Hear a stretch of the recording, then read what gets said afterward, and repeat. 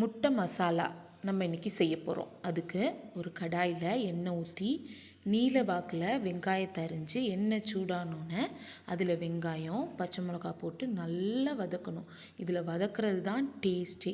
வெங்காயம் நல்லா வதங்கிறதுக்கு கல்லுப்பு தேவையான அளவு போட்டுட்டு கருவேப்பிலை அது கொஞ்சம் நல்லா வதங்கி இப்படி நல்ல கண்ணாடி பதத்துக்கு வந்தோன்னே இஞ்சி பூண்டு பேஸ்ட் போட்டோம் அப்படின்னா வெங்காயம் இஞ்சி பூண்டு பேஸ்ட்டு பச்சை மிளகா சேர்ந்து நல்ல ஒரு வதங்கும் போது ஒரு நல்ல ஒரு வாசனை வரும். பச்சை வாடை போன பிறகு நம்ம அதில் தக்காளியை அரைச்சி ஊற்றிக்கலாம்.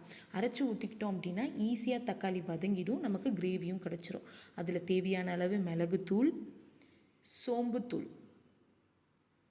மிளகாய்த்தூள் 2 ஸ்பூனு நமக்கு காரத்துக்கு தேவையான அளவு போட்டுக்கலாம். அப்புறம் மல்லித்தூள், மஞ்சள் தூள் எல்லாம் போட்டு நல்லா வதங்கணும். வதங்க தான் இந்த முட்டை மசாலா நமக்கு டேஸ்ட்டாக வரும். நல்லா வதங்கின பிறகு தேவையான அளவு தண்ணி ஊற்றி நல்லா கொதிக்க விடணும். கொதிக்க விடும்போது அந்த மேலே எண்ணெய் வரும்னா நம்ம எவ்வளோ எண்ணெய் ஊற்றுனோமோ அந்த எல்லா எண்ணெயும் மேலே நல்ல ஒரு லேயர் மாதிரி பார்க்க சாப்பிட்ணும் போல் தோணும். அந்த மாதிரி வர வரைக்கும் நல்லா கிண்டி விட்டு அடுப்பில் சிம்லையும் வச்சுக்கலாம், ஹைலையும் வச்சு நல்லா கிண்டி விட்டு அதில் நல்லா மல்லித்தலை போட்டு ஆஃப் பண்ணி வச்சிடணும் அடுப்பை.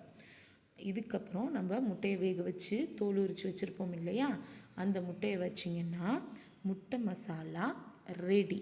இதை ரச சாதத்துக்கு நம்ம தொட்டு சாப்பிட்டோன்னா அப்படி இருக்கும். நீங்கள் செஞ்சு பாருங்கள். அப்படி இல்லையா யாராவது செஞ்சு தர்றவங்க கிட்ட கொடுத்து எனக்கு செஞ்சு கொடுங்க அப்படின்னு சொல்லுங்கள். ரச சாதத்துக்கு தயிர் சாதத்துக்கு எல்லாத்துக்கும் இந்த முட்டை மசாலா நல்ல காம்பினேஷனாக இருக்கும். எதுவுமே இல்லையா ஒரு ஒயிட் ரைஸ் மட்டும் வச்சுட்டு இந்த முட்டை மசாலா போட்டு சாப்பிட்டிங்கன்னா அவ்வளோ ருசியாக இருக்கும். நமக்கு வேறு எதுவுமே வேண்டியதில்லை. சாப்பிட்டு பார்த்துட்டு எப்படி இருந்துச்சுன்னு கமெண்ட்டில் சொல்லுங்கள்.